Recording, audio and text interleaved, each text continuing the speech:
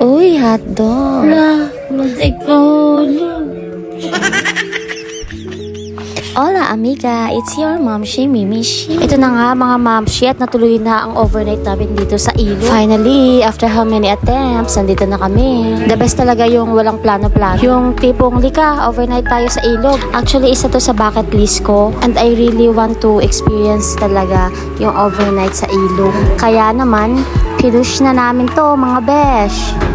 Shoutout pala kay Desiree at Rex kasi isang aya walang gorables na. Thank you sa inyong dalawa. At ayan na nga ang aming dinner. Hotdog lang at pork chop galing sa O-Save. O siya. At muntik pang mahulog. Buti na lang mga be, nakuha ko kaagad. O bahala na kayo, hulaan nyo kung saan yung nahulog dyan.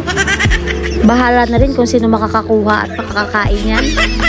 Malalaman na lang nila B pag napanood nila tong video na to. Shot. Hello guys, andito kami ngayon. Andito kami ngayon sa Kalumpang Farm Resort. Lulunod ko bigsot ng hito. Oh, ano shampoo mo? Ano shampoo ng aso? You should control. Ano? You should control.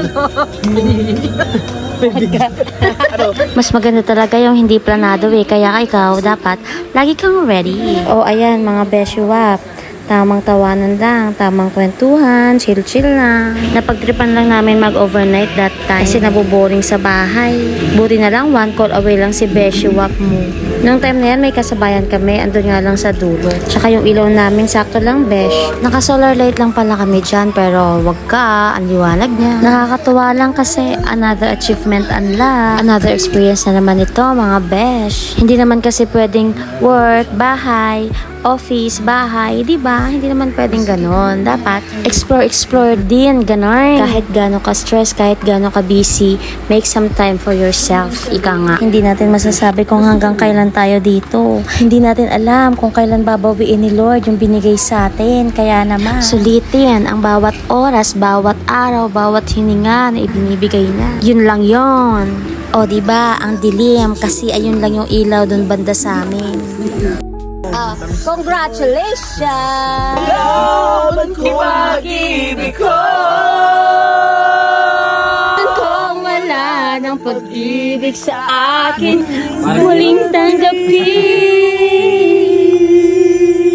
Pag mga ganyang senaryo, alam niyo na mga B, inabot lang naman kami ng alas 3 ng madaling araw. At dahil alas 4 na kami natapos, mga beshiwap, ayan, inabot na kami ng mga mag-iilog, alas 7 na kami nagising. Syempre, kailangan namin bumangon kasi nakakaya naman, ang dami na nila. At alam niyo ba, yung batang yan, apakabait mga besh kasi magdamag tulog habang nagsisession kami.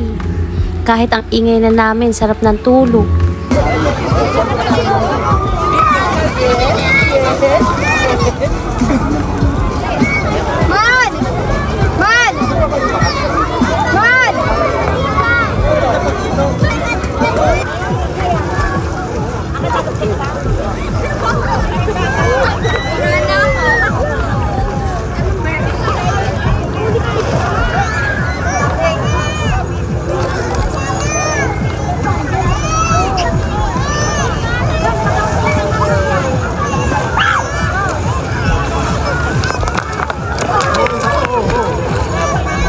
Itsura besh ng puyat. Oh, flex na yan. Lalo na to, haggard na. Let's buy potato corn. Puyat yarn, beshiwap. Ginusto mo yan, di ba? Bumabol nga pala yung mga barkada naming hindi nakasama ng overnight. Noong time na yan, ang dami talagang tao kasi linggo siya, mga besh. Yung ano yun, yung malapit na maluto parang mapula-pula na. Buti na lang, buhay pa yung tent ko. Ayan, nagamit pa namin at ng mga bata. Super enjoy na naman yung mga batang yan. At nakapag-ilog na naman.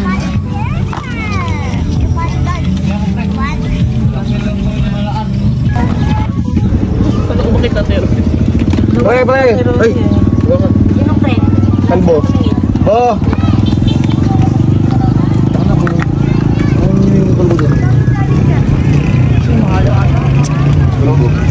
Another day na naman ang natapos mga besh.